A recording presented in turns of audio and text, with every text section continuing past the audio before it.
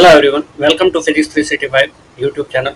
आज का वीडियो जो है वो गाउस के नियम के प्रूफ के लिए है और ये इलेक्ट्रोस्टैटिक्स का 23rd नंबर वीडियो है। सारे वीडियो के लिंक डिस्क्रिप्शन में दिए हुए हैं, वहाँ से पूरा चैप्टर देखा जा सकता है।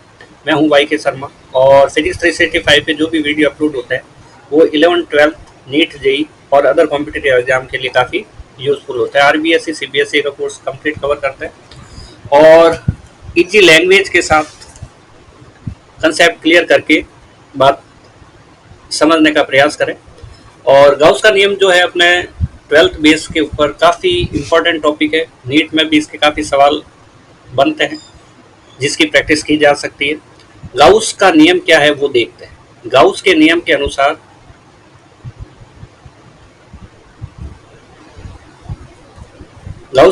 अनुसार किसी बंद पृष्ठ के अंदर उपस्थित जो आवेश होता है उसके कारण जो फ्लक्स आउटवर्ड होती है, बाहर निकलती है, तो उसका जो वैल्यू है उसके अंदर उपस्थित आवेश और एप्सिलॉन जीरो के अनुपात के बराबर होती है, एप्सिलॉन नॉट के अनुपात के बराबर होती है। यानी कि निर्गत फ्लक्स फाई जो है वो Q inside upon epsilon not के बराबर होती है। ये क्या है? परमिटिविटी ऑफ फ्री स्पेस और इसकी वैल्यू होती है 8.85 × 10 की पावर -12 कूलम स्क्वायर पर न्यूटन मीटर स्क्वायर। ये परमिटिविटी ऑफ फ्री स्पेस है। आज का टॉपिक है अपना प्रूफ ऑफ गॉसेज लॉ।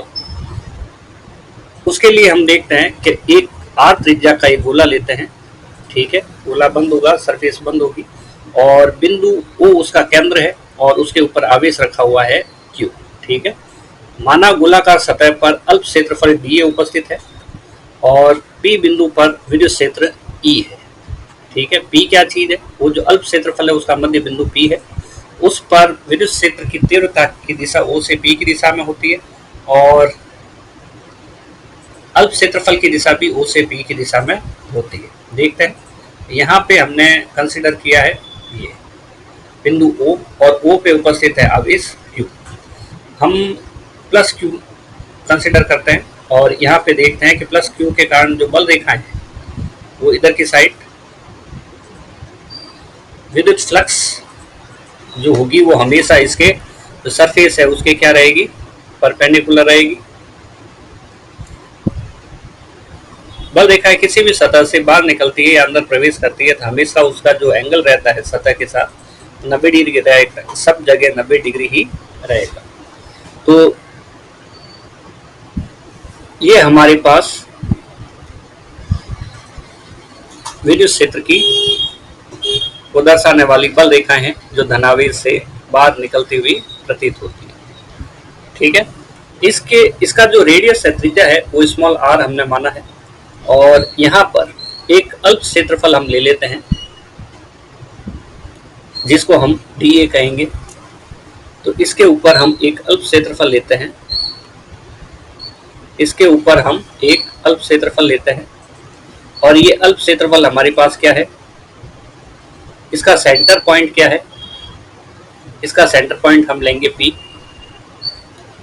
और ये जो है वो dA है अल्प क्षेत्रफल और इस बिंदु P पर सदिश क्षेत्रफल की दिशा जो होगी वो इस सतह से लंबवत बाहर की ओर होगी और तीव्रता की दिशा E भी जो होगी वो बाहर की ओर होगी। तीव्रता की दिशा हम कैसे निकालेंगे?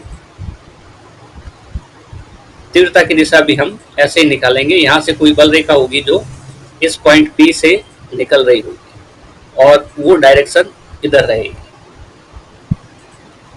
वो तीव्रता की दिशा इधर रहेगी और ये जो अल्प क्षेत्रफल की दिशा है वो भी इधर रहेगी। तो E क्या है? तीव्रता के लिए सदिश और dA क्या है? क्षेत्रफल सदिश, ठीक है। तो हमने क्या किया? ये माना कि बिंदु O किसी गोले का केंद्र है और गोले के केंद्र पर कोई आवेश Q रखा हुआ है जिससे बल रेखाएं निकल रही है। बल रेखाएं निकल रही है तो विद्युत क्षेत्र है, विद्युत फ्लक्स है। ये फ्लक्स जो है बाहर निकल रही है वो सतह के लंबवत होती है और ये गोले का जो सरफेस है उसके ऊपर ये जो पॉइंट है, सारे के सारे कितने भी पॉइंट है, सभी पॉइंट सेंटर से इक्वल डिस्टेंस पर है और बराबर दूरी पर है और साथ में सभी के लिए आवेश Q है। इसका मतलब बिंदु ये सतह पर जो गोला लिया है सरफेस ली है उसके सभी बिंदुओं पर विद्युत क्षेत्र की तीव्रता क्या रहने वाली है, समान रहने वाली है। तो हम ये कह सकते हैं कि ये जो गोले की सतह पर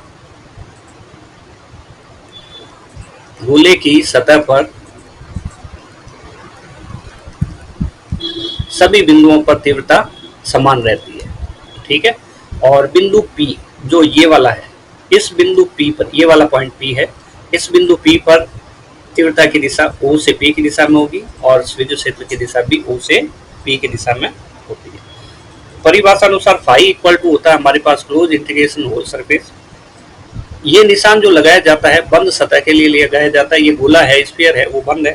और S लगाया जाता है कि इसका कोई भी भाग छूटना नहीं चाहिए सतह का, संपूर्ण सतह के लिए लगाया जाता है। परिभाषा है हमारे पास E डॉट dA, मतलब विद्युत क्षेत्र की तीव्रता का सदिश और अल्प क्षेत्रफल सदिश का जो अदिश गुना होगा, डॉट प्रोडक्ट होगा, वो यहाँ पे हम लिखेंगे।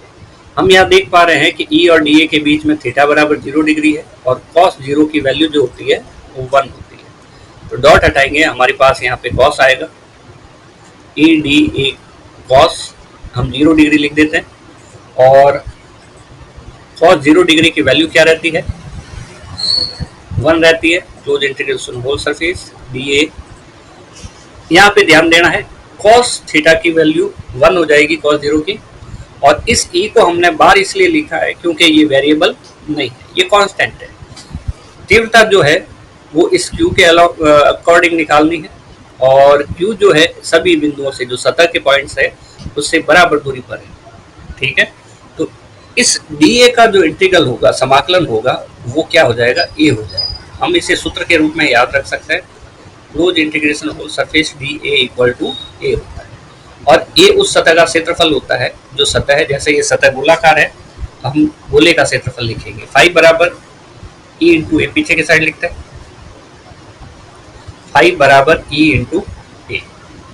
अब A क्या है, गोले का सतह है, क्षेत्रफल है, A is equal to 4 pi R square बराबर गोले का क्षेत्रफल, ठीक है। जहाँ पे स्मॉल r क्या है, गोले की त्रिज्या है, और E इंटू हम लिखते हैं 4 pi R square, E into 4 pi R square. बिंदु आवेश के कारण अगर देखा जाए तो बिंदु P पर, बिंदु आवेश ये रहा, O पर है, और बिंदु P पर तीव्रता की दिशा क्या होगी, ये जो डिस्टेंस है वो गोले की त्रिज्या के बराबर होगी O से P तक। और बिंदु आवेश के कारण स्मॉल r दूरी पर कोई बिंदु P है तो उसकी तीव्रता का फॉर्मूला हमें मालूम है, K Q upon R square होता है, या 4 पाई R स्क्वायर ये लिखा हुआ है, ये एज इट इज हमने वापस लिख दिया। और हमने यहाँ काम में लिया है E इक्वल टू के क्यू अपॉन R स्क्वायर। तो हम यहाँ पे लिख सकते हैं, क्यों लिखा हमने, क्योंकि ये सूत्र है बिंदु आवेश के कारण तीव्रता, इसलिए हमने इसको यहाँ पे लिखा है। अब R स्क्वायर से R स्क्वायर कैंसिल हो गया, फाई इक्वल टू रहा हमारे पास 4 पाई के इंटू क्यू, और ये जो बना है वो गाउस का नियम है, ठीक है। इसको हम और भी लिख सकते हैं, वापस लिखते हैं, फाई इक्वल, देखिए क्या था, 4 पाई के क्यू था, तो इसको वापस लिख देते हैं, 4 पाई के क्यू है। के कूलम कांस्टेंट है और इसकी जो वैल्यू है 4 पाई के होती है और इंटू क्यू है 4 पाई एप्सिलॉन नॉट होती है। 4 पाई से 4 पाई कैंसिल हो गया, ये बचा हमारे पास Q by epsilon naught. Epsilon naught क्या है, निर्वात की विद्युतशीलता है, परमिटिविटी ऑफ फ्री स्पेस, यही गॉसेज लॉ है, गॉस नियम है, काफी इंपॉर्टेंट है, इसे जरूर याद करें। किसी भी डाउट के लिए कमेंट कीजिए, मिलते हैं नेक्स्ट वीडियो में।